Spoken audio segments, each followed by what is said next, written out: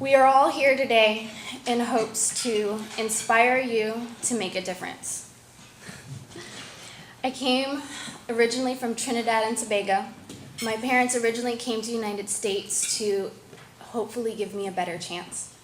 Unfortunately, the way they raised me was through physical and emotional trauma, so I learned that no matter how hard I tried, I still failed. So by the time I made state championship at 5th grade, making 2nd place, I had already failed in my accomplishment. Bringing home a B, I'd probably have physical abuse or mental abuse, being told that I didn't work hard enough, that I wasn't going to succeed because I didn't get the best grade in the class. Granted, every parent wants the best for their child, but year after year of hearing that, by the time I entered the foster care system, I felt I had failed, and I felt that there was nowhere else to go. I would like for you to take a moment and think of a memory, a powerful memory, a memory that you go to time and time again, that inspires you, that brings you hope, that you go to for strength and inspiration. That memory you probably think of is a time where you felt happy, where you felt joy, where you felt proud of yourself, that you could go forward and accomplish anything. Now I want you to take that memory away. Imagine you didn't have that moment. Where would you be? Who would you be without that moment? At the end of my story, I hope to inspire you. I hope that you will help create moments for others that they can hold on to year after year to help them and guide them through their life. Because those moments, as small and as fleeting as they are, they stay with us. We might not think that they make a difference, but knowing that you can do more, knowing that you can believe in yourself, have guided all of us, whether it was going to an interview, being brave enough to stand on this stage in front of you, it stays with us. So keep that moment in mind, but remember, the people that I'm up here representing don't have those moments. When I entered the foster care system, I was 15. Within the first 2 years, I moved about 12 times. Within those 2 years, every move was just, once again, a failure for myself, but not only that, it felt like I was just another kid in a bed, that I was just another paycheck for a foster home. The temporary placements I stayed at, I knew I wouldn't stay long, so why try? Why bother?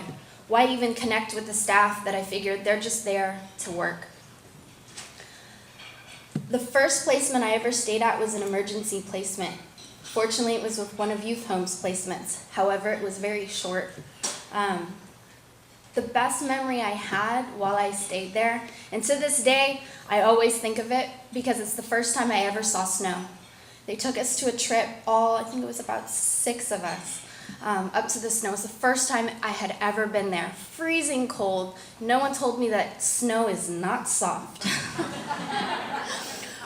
But for that day, I didn't feel like a foster kid. For that day, I didn't feel like I wasn't going to move in the next 24 hours. I just enjoyed the moment. Although I don't enjoy the cold and I don't enjoy the snow, I enjoy that moment of bliss, that moment where I felt like I was just a regular kid. Unfortunately, I wasn't able to stay with youth homes, and I moved from place to place. Reunification is the goal for all foster kids. If you can't reunify with family or with parents, you end up going into a group home or into a placement. The placement I eventually stopped at, thank goodness, and it was the longest time I had ever stayed in one place, was Anderson House. I didn't want to be there, I could tell you that, the first time when my social worker brought me there. It was a home of just 6 girls. They had staff around the clock. I had my own room, which was really nice. Like I said, small things mean a lot for those who don't have much at all. Especially when each time you move, you only bring with what you have. While I stayed at Anderson House, it was the first time I felt like I could actually be there for longer than just a few weeks. They not only provided stability, support, but they also changed my idea of myself. The positive encouragement I got went from not only did I do good, but I could do better, that I could do more with myself. They have a therapist that was on site, which for all foster youth, it's highly recommended. They come with so much baggage, so much trauma, I can't even begin to explain. However, more importantly, with the stability that they provided me life skills that I still use today. Because of Youth Homes Anderson House, I started attending a program called ILSP, which is Independent Living Skills Program through Contra Costa County. I love this program. It's amazing. I did not want to go.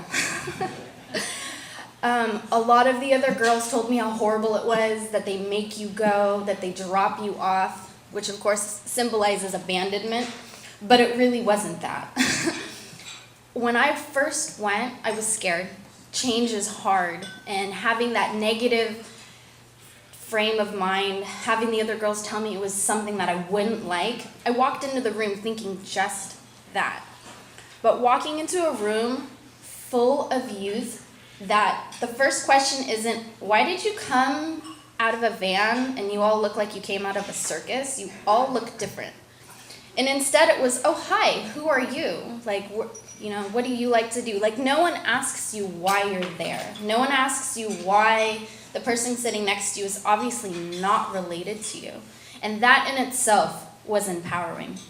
Not only did Anderson House have all the girls go, but they let us go to every single event. And I say let because obviously we had to follow rules, we had to maintain our grades, go to school.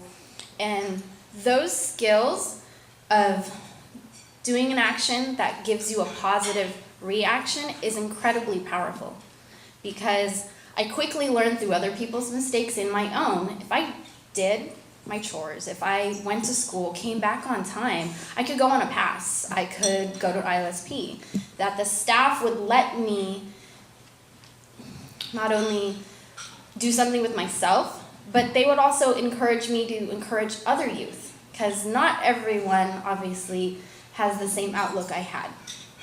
And I've been asked by Stuart, what made that shift in my mind that I could be something else? And I can't really pinpoint it other than the staff and people around me telling me that I could do better, telling me that, you're doing great for the situation that you're in. And hearing that, knowing what I had experienced, feels great, because from what I came from, I felt like crap.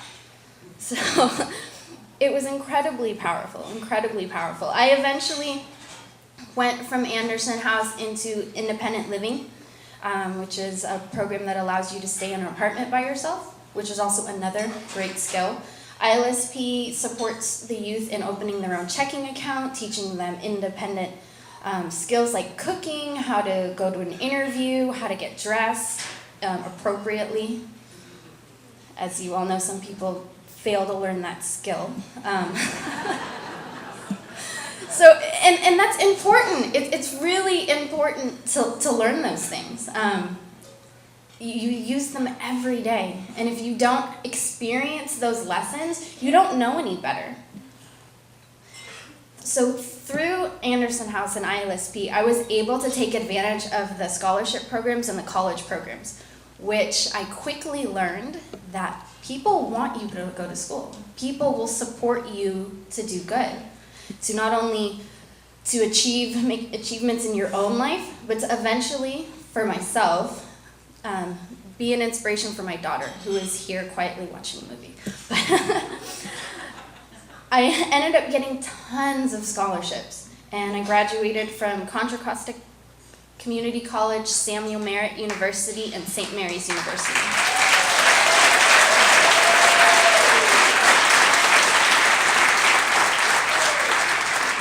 And if any of you are familiar with college tuition, it's expensive. I walked away with only $8,000 in debt.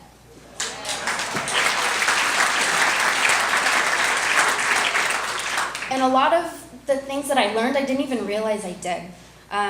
Knowing how to dress appropriately for an interview for a scholarship, knowing how to greet someone, knowing how to, write your resume, hand it in on time, turn in your work. A lot of these skills we use every single day, but I didn't realize what they were teaching me until I was much, much later in life. But fortunately, because I was able to go to school, get my nursing degree and my bachelor's degree, I ended up buying my first home about 2 years after graduation in a neighborhood that I picked as far away from where I grew up as possible, so that my daughter could have the opportunities that I would hope would lead her to a better life as well. We all have moments in our lives, good and bad, that bring us to where we are today, that make us unique. However, like I said before, a lot of these youth that I'm standing up here representing don't have a handful of good moments, don't have a handful of moments that they can look back to give themselves confidence, assurance, and strength. They come from tragedy, they come from trauma, they come from pain. Without learning how to cope, without learning how to self-motivate, they don't achieve a lot. And I know this because I'm a public health nurse with Contra Costa County Health Services, and I actually work with Cali House Youth, which is the only youth shelter in Contra Costa County. So I see them when they've already failed to launch. And it's hard to see that because I know they can have what I had. But because some of these youth, whether they ran away, whether they stayed in the foster care system and did not have good placements, they end up taking what they've learned and apply it to what they know, which is survival. And that's all that they're trying to do. And I hope, just like how Stuart said, I hope we don't fail to help this generation. Tonight, I hope I inspire you guys to give these youth an opportunity to have those moments, to have the choices and make the right one. I was fortunate enough to experience good moments, to learn that positive equals positive, that what I do is not a failure. Even if I don't get the best grade in my class, even if I don't, get the A+ that I wanted, I didn't fail, I still succeeded. So I hope that tonight, all of you will feel those memories that you have, and please give these youth a chance to have those memories too, because they make a huge difference. I know with youth homes, some of the best memories were the ones where I had to listen to my staff just tell me, you know what, Daniella, you've got to turn in your cell phone. You cannot have one. And and trust me, I did not want to turn it in. But the point was, it was a rule, and I need to keep it. And I need to own up and be responsible and do it. And we do that every single day in our lives. However, these youth, when they're in survival mode, they don't care what those rules are. They're just trying to make it through. And if they don't have those lessons and those moments that they can relate to that we have, they are going to continue to only make choices to survive. And surviving is not good enough. It's not. So I hope you've enjoyed my story, and I hope that you will create more moments for others. Thank you.